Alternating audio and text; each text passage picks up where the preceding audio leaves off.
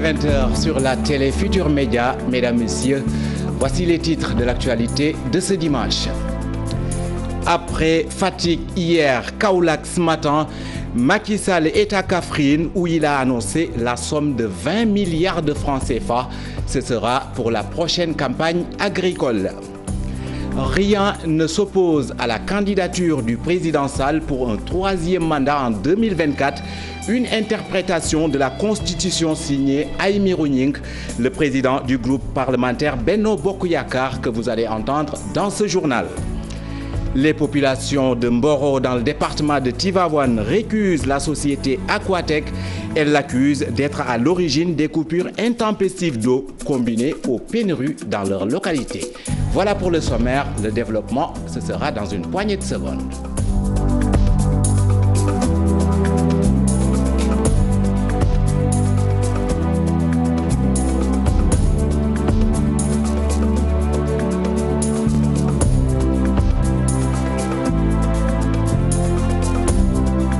Mesdames, Messieurs, bonsoir et bienvenue dans ce journal. Après Fatick hier, Kaolack ce matin, le chef de l'État Macky Sall est à Kaffrine où il doit boucler sa tournée économique.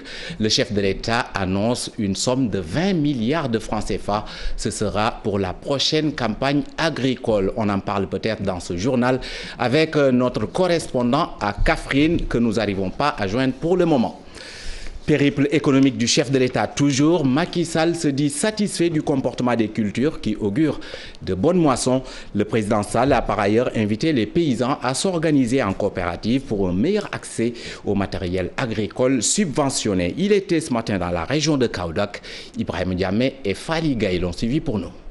Relations agricoles de la coopérative pour le développement local de Sibassor, le président de la République s'est longuement entretenu avec la présidente dont il a magnifié le travail des membres de sa coopérative qui s'activent dans la production de mil et d'arachide, entre autres spéculations. En tout cas, je suis très satisfait de voir cette coopérative de Sibassor, mais qui englobe toutes les autres collectivités, comme l'a dit tout à l'heure Madame Ndang. Madame Bintembeng. Après Sibassor, le cortège du chef de l'État a fait cap sur Kersaucé où le président de la République a visité des champs de riz de plateau qui lui ont fait penser au fameux programme d'autosuffisance sans riz. Vous le voyez bien qui pousse comme les autres spéculations, le maïs, l'arachide, le mil. Ça veut dire simplement qu'avec le riz de plateau, nous allons atteindre plus rapidement nos objectifs d'autosuffisance en riz. À Sibassor, tout comme à Kersaucé, les paysans se sont organisés en coopérative, une initiative que le chef de l'État a encouragée et appelle les producteurs à s'organiser ainsi pour l'accès facile au matériel agricole subventionné. Les coopératives vont permettre aux agriculteurs de mieux s'organiser. Nous voulons aider et là, les machines qui seront mises en œuvre, notamment les tracteurs qui sont subventionnés. Quand vous formez une coopérative, il vous est plus facile d'accéder à ce type de matériel. Dans ces champs qui ont intéressé les toutes premières étapes de la première journée de la tournée agricole du chef de l'État, il n'y avait pratiquement rien à signaler. Tout de même, à côté de ces champs, il y a des paysans dont les surfaces emblavées sont inondées et leur campagne risque d'être nulle. Ibrahim Diamé, la croissance économique peut retrouver un souffle nouveau avec la production agricole. Du moins, c'est la conviction d'El Hadji Mamadou Salif Sow, le président du parti Ensemble pour le Sénégal. Il estime que les prévisions montrent qu'on aura cette année de bonnes récoltes. Ensemble pour le Sénégal faisait face à la presse. Je vous propose d'écouter son président. Il est au micro d'Alassane Ba. En tout cas, les prévisions qui sont là aujourd'hui montrent que si tout va bien, nous aurons une campagne agricole extrêmement importante. Et cela forcément va impacter sur la croissance économique du Sénégal. Mais cette tournée aussi, nous l'avons mise à profit pour surtout rencontrer les groupements de femmes et les groupements de jeunes. Parce que le parti a un projet national qui vise à former gratuitement les groupements de femmes et les groupements de jeunes. Et après, avec des partenaires au niveau national et international, nous allons décrocher des financements pour accompagner les femmes et les jeunes. Parce que ce que nous avons constaté depuis plusieurs années, c'est que nous accordions beaucoup de financement aux jeunes et aux femmes, mais malheureusement, ces financements n'avaient pas forcément un impact sur le quotidien de ces jeunes ou de ces femmes. C'est pour cela que nous mettons et nous accordons beaucoup plus d'importance à la formation. Le chef de l'État peut-il briguer un troisième mandat en 2024? Oui, selon Aymérou Gningue, le président du groupe parlementaire Benno Bokk Yakaar estime que rien ne peut l'empêcher de se représenter, même sur le plan juridique, dit-il. Nous l'écoutons, il était l'invité du grand jury de ce dimanche. Quand le Conseil constitutionnel en 2012 a dit que Abdoulaye Wade était candidat, mais les gens sont allés aux élections et les électeurs qui sont des citoyens, qui sont des démocrates, ont fait le choix en disant mais non, on va l'écarter. Comme juridiquement il est candidat, nous on va utiliser les urnes pour l'écarter. C'est pourquoi la question du troisième mandat peut se poser dans d'autres pays limitrophes du Sénégal, mais ça ne peut pas se poser au Sénégal. Va-t-il tenter le coup Macky Sall? C'est une question difficile à laquelle je ne peux pas répondre. Vous savez pourquoi? Je pense que la première préoccupation du président Macky Sall, c'est de dire j'ai été élu en 2019. En 2020, au tout début de l'année, il y a eu cette pandémie qui est en train d'impacter très négativement sur l'économie nationale et sur nos relations avec les autres. Parce que c'est l'économie mondiale qui est grippée. Aujourd'hui, je crois que sa principale préoccupation, c'est de dire comment nous allons sortir de cette Covid. Maintenant, en 2023, quand on sera à l'oreille vraiment de 2024, on posera la question pour voir. Mais franchement, aujourd'hui, l'essentiel est ailleurs. Vous êtes pour que Macky Sall brigue pour la troisième fois la présidence de la République? Mais je ne peux pas répondre à cette question parce que ce n'est pas une question que je me pose. Maintenant, si vous me dites est-ce que juridiquement il peut le briguer, je peux vous répondre. Juridiquement? Oui, juridiquement, il n'y a aucun doute qu'il peut. Vous êtes le président du groupe parlementaire de la majorité. Mais je vous dis, juridiquement, il n'y a pas de problème parce que moi aussi, je lis les textes et je vois. Ce n'est même pas une question qui est posée parce qu'elle a été déjà réglée. Juridiquement, Macky Sall peut se présenter en 2024. Bien entendu. Et comment? Quel est votre... Non, vraiment, je ne vais pas rentrer dans ce débat juridique. Moi, je dis juridiquement, posez la question au Conseil constitutionnel, aux juges qui sont des juges constitutionnels, ils vont répondre par rapport en tout cas à la Constitution qu'il y a au Sénégal. Aymérou Gningue, donc l'invité du grand jury de Babacar Fall sur la RFM. Entre coupures intempestives d'eau et pénurie, les populations de Mboro dans le département de Tivaouane protestent en sitting ce matin pour crier le ras-le-bol. Elles demandent le départ d'Aquatech. Selon elles, cette société n'est pas apte à alimenter correctement les populations en eau potable. Cheikh Anta Diop, c'est la tire. Mboro, l'eau se fait rare dans cette localité non loin de Tivaouane. Il ne se passe pas un jour sans qu'il n'y ait coupure d'eau. Les Mborois souffrent au plus profond de leur chair, au plus profond de leur âme, causé par un manque d'eau crucial et criard par la société Aquatech. Les pénuries d'eau et les coupures d'eau intempestives. Nous assistons aussi à des prix de branchement très élevés, plus de 109 740 contre 35 000 auparavant. Les populations de Mboro ne savent plus où donner de la tête. Elles demandent des solutions urgentes. Aujourd'hui, nous nous sommes levés sans d'eau. Il y avait une coupure depuis 6 heures du matin. Nous pensons que lorsque le projet du deuxième forage était mis en place, la situation va améliorer. Mais malheureusement, tel n'est pas le cas. Pourquoi? Parce que Aquatech est incompétent. Vous pouvez voir au niveau de Mboro un ménage qui va payer 2 fois sa facture, ce qui est inadmissible. Ces jeunes, ces femmes et notables de Mboro veulent faire monter la lutte d'un cran. Après 2 ans de galère, ils ont même décrété un mot d'ordre de grève. Toute la population de Mboro, avec le mouvement Aquatech Dégage, ont décrété le non-paiement des factures d'eau jusqu'au départ d'Aquatech. Face à cette situation, les populations de Mboro ont saisi les autorités administratives du département de Tivaouane pour l'organisation d'une marche de protestation, laquelle seront invités les acteurs des organismes de défense des droits de l'homme. Parlons à présent des inondations. Mbour, parmi les localités qui vont bénéficier de la phase 2 du projet de gestion des eaux pluviales et d'adaptation au changement climatique, le projet. La révélation est du coordonnateur du projet, Cheikh Issa Sall, a noté que l'agence de développement municipal va également octroyer du matériel de lutte contre les inondations pour appuyer également les sapeurs-pompiers dans les opérations. Abdourahmane Diallo. La phase 2 du projet de gestion des eaux pluviales et d'adaptation au changement climatique vont bientôt démarrer. De nouveaux départements sont ciblés dans ce projet. Dans sa deuxième phase, nous irons à Thiès, à Saint-Louis et à Mbour.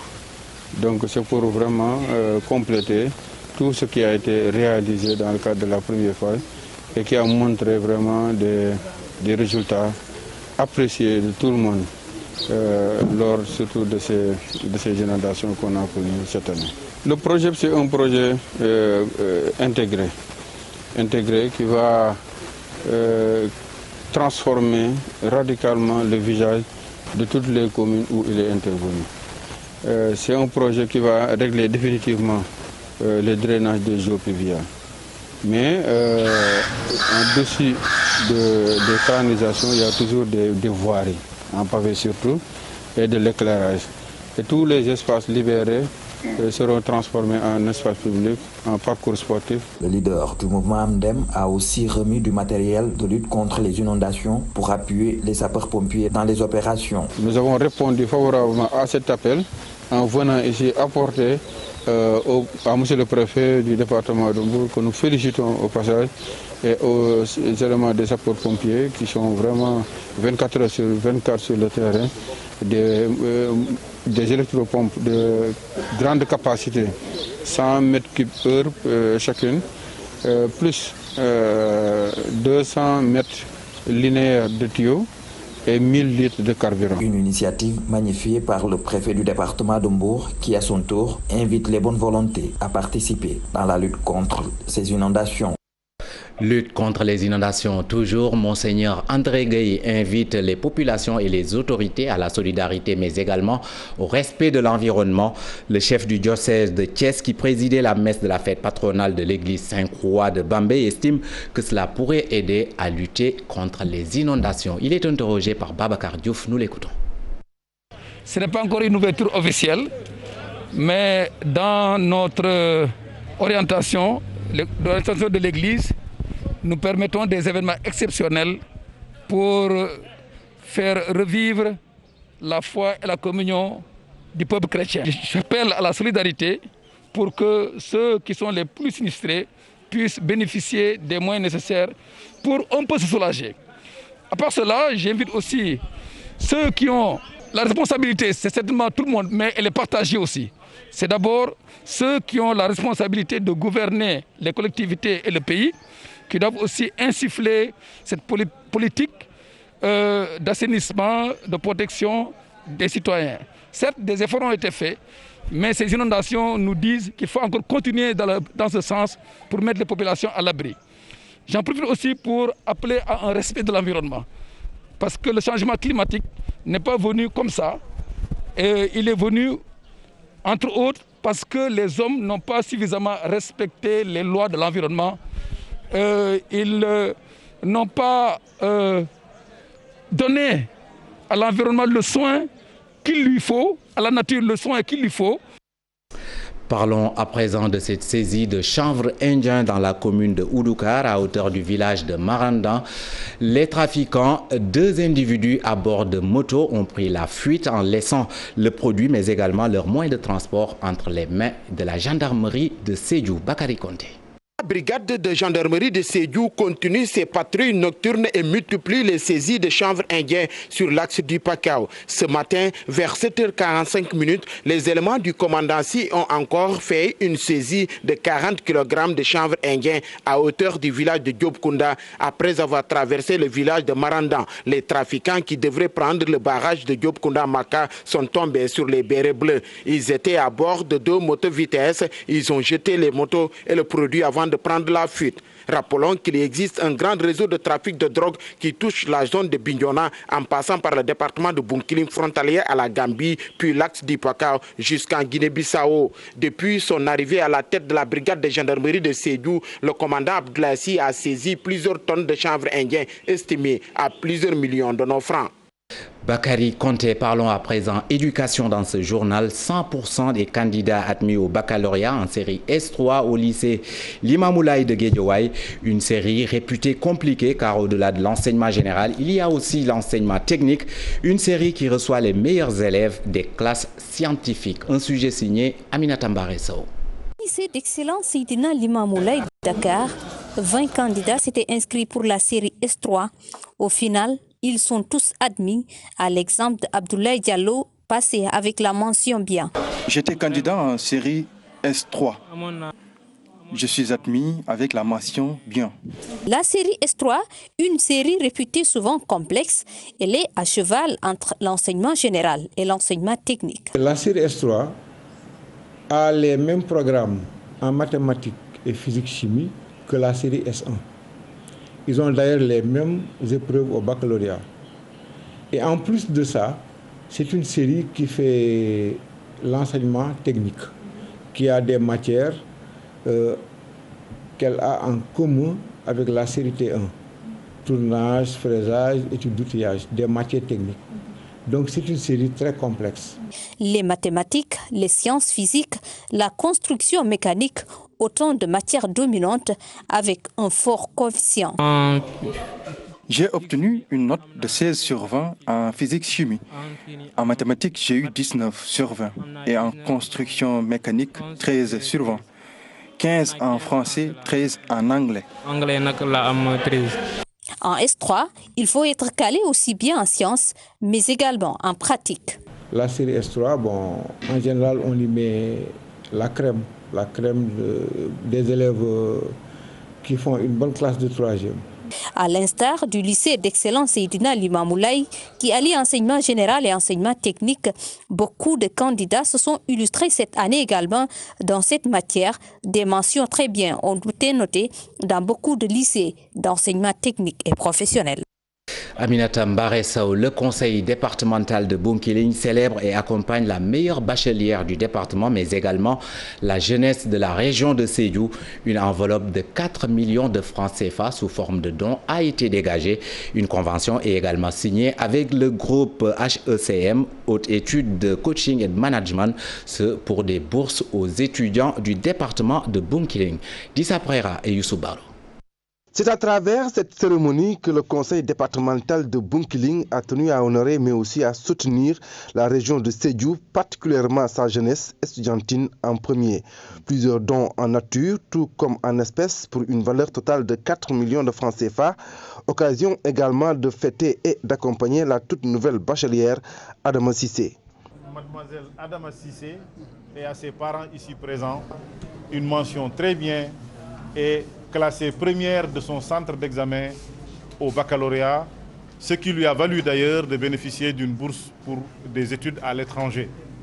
Il se trouve que dans le cadre des formalités devant aboutir au bénéfice de cette bourse, elle était confrontée à quelques difficultés et nous avons décidé de venir en aide à elle et à ses parents avec une enveloppe de 250 000 francs pour l'aider à dépasser ce cap des formalités. Dans sa volonté d'accompagner les étudiants du département de Bounkiling sur le plan pédagogique, une convention est signée avec le groupe HECM, convention qui devra permettre de mettre à la disposition des étudiants de ce département 20 bourses entières. Ces bourses entières permettront à ces étudiants de s'inscrire à cette prestigieuse école et de bénéficier d'une exonération totale de la scolarité. Ils n'auront à supporter que les frais d'inscription. Dans ce contexte de pandémie de Covid-19, avec ses difficultés économiques, un appui en vivres, en argent et en masse, entre autres, a été remis au département de Bounkiling, Sédhiou et Goudomp. Merci. Lutte contre les maladies liées à l'hivernage dans la commune de Guet-Ardo, c'est dans la région de Diourbel. La municipalité a réalisé des opérations de nettoiement, d'assainissement et de reprofilage dans la ville sainte. Une quinzaine de dépôts sauvages a été libérée. Les zones basses recouvertes de sable pour freiner les inondations, mais également éliminer les gîtes larvaires dans la ville sainte. Un sujet signé Tchernofal. Ces opérations de nettoiement et d'assainissement effectuées dans la cité religieuse de Guet Ardo ont été réalisées par la mairie grâce à un partenariat avec l'ICG Centre. Elles visent à l'amélioration du cadre de vie des populations, mais également la protection de l'environnement. C'est dans ce cadre qu'une quinzaine de dépôts ont été libérés dans le village. Donc on est en train d'assainir, donc de faire des terrassements aussi et du reprofilage pour les zones hautes. Mais aussi là, il y a de l'eau, vous avez vu tout à l'heure, il y a beaucoup de zones un peu inondées. On va remettre du sable aussi pour freiner ces inondations. Ces opérations entrent également dans le cadre de la prévention et de la lutte contre les maladies, surtout en cette période d'hivernage. Donc qui dit hygiène, dit santé. Aujourd'hui, vous savez que nous sommes dans le contexte de la pandémie Covid-19. Donc il faut vraiment assainir pour éviter donc, la circulation des moustiques. D'une manière générale, il faut assainir la transmission. Tout ce qui amène la transmission, tout ce qui amène la contamination des virus, il faut vraiment l'enlever de ce village-là. Le maire de Guet Ardo a profité de l'occasion qui lui est offerte pour revenir sur la problématique de la gestion des ordures dans les communes. La gestion des ordures, c'est une problématique. Donc aujourd'hui, beaucoup de communes n'ont pas de moyens vraiment pour gérer les ordures. Parce que comme je dis, c'est un système, ça doit être un système durable. Non seulement il y a le nettoiement, mais aussi il y a les équipements, mais aussi il y a la transformation même, il y a la pérennisation. Donc c'est vraiment tout un système qui nécessite des moyens humains et financiers, logistiques, et ça, beaucoup de communes n'ont pas ces moyens-là. Ces travaux de nettoiement et d'assainissement lancés dans la cité religieuse vont se poursuivre dans les autres villages polarisés par la commune de Guet Ardo. Tchernofal, à présent, la situation épidémiologique du coronavirus au Sénégal. Ce dimanche, sur 1224 tests réalisés, 26 ont été déclarés positifs. Il s'agit de 10 cas contacts, 4 cas importés et 12 cas issus de la transmission communautaire. À noter que 27 cas graves sont pris en charge dans les services de réanimation. 127 patients sont déclarés guéris et aucun décès n'est à déplorer. Au total, donc, le Sénégal a enregistré depuis le début de la pandémie 14 714 cas, dont 11 260 guéris, 302 décédés et 3 151 toujours sous traitement. Vélingara compte 93 cas positifs recensés depuis l'apparition de la pandémie du coronavirus. Mais malgré tout, les populations ne respectent plus les mesures barrières édictées, surtout le lavage des mains. Raison pour laquelle le lauréat de la 7e édition du Grand Prix du chef de l'État pour les inventeurs, Mamadou Salif Diallo, inventeur de l'appareil lave-mains à pédale, a mis à la disposition des populations sa création pour une meilleure prévention. Abdoulaye Diallo. Département de la région de Kolda, le plus touché par la propagation de la Covid-19. C'est également un département où le respect des mesures barrières pose un véritable problème aux populations. C'est pourquoi un fils du terroir qui a été lauréat de la 7e édition du Grand Prix du chef de l'État pour les inventeurs a fabriqué de ses propres mains des dizaines de lave-mains qu'il a offerts aux collectivités territoriales de Vélingara.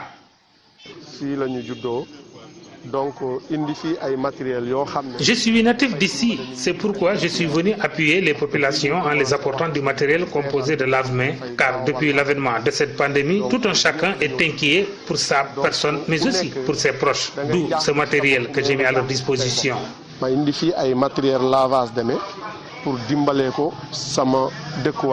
J'avoue que c'est un exemple à suivre.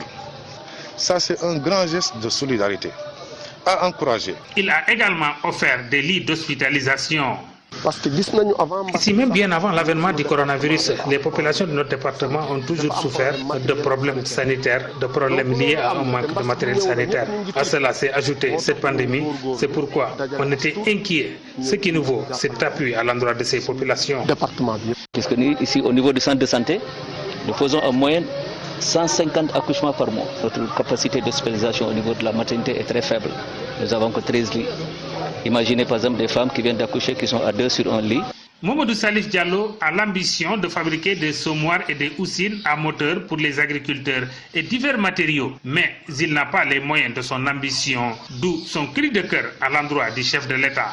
Au président Macky Sall, di wo ministre yi muy andal yépp ñu investir ci inventaire yi ñu investir ci borom xam-xam yi pour xam-xam bi ñu bañ ko bàyyi ba mu dee ñu koy tudd. S'il est accompagné, dit-il, le jeune inventeur est disposé à partager son savoir avec les nouvelles générations d'enfants qui sont dans les ateliers d'apprentissage de métiers. Une note de culture avant de clore cette édition. Kankodje, c'est la nouvelle trouvaille de l'animateur Ibamen. Une conception axée sur un concours de rap poulard. Un programme qui passe sur la bande et qui est destiné aux jeunes rappeurs poulards. Plus d'une dizaine d'artistes vont rivaliser et les auditeurs, via un vote, devront choisir le plus talentueux. L'artiste Ibamen revient sur l'importance de cette initiative dans ce sujet signé Ibou Diouf.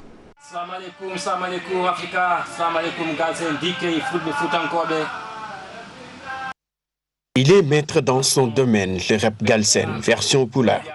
Cet animateur de la bande FM marque son engagement pour la visibilité de cette expression du hip-hop. Donc le projet Kankodje, c'est une compétition de rap depuis 2015, ça existe déjà. Depuis que j'ai commencé l'émission Rap Nedo, durant toutes les années, je n'ai jamais entendu le rap poulard dans les radios. Donc c'est en ce moment que je me suis dit pourquoi pas, quand j'ai fait mon stage à la RFM et j'ai eu mon attestation, j'ai eu l'idée d'être animateur et aussi venir montrer aux gens que le rap poulard existe à Dakar.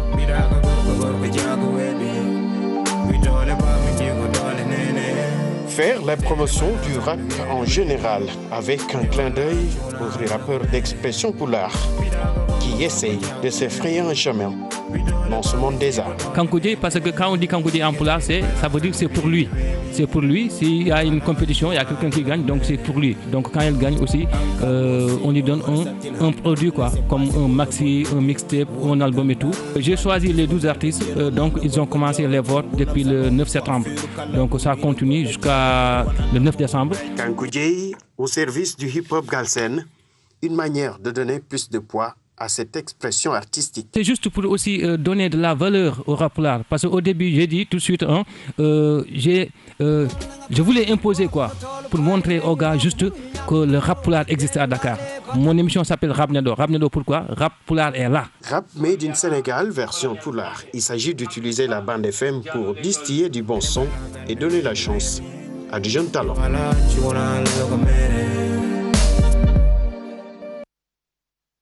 Voilà, cet élément de Ibou Diouf met fin à cette présente édition. Merci de nous avoir suivis. Bonsoir.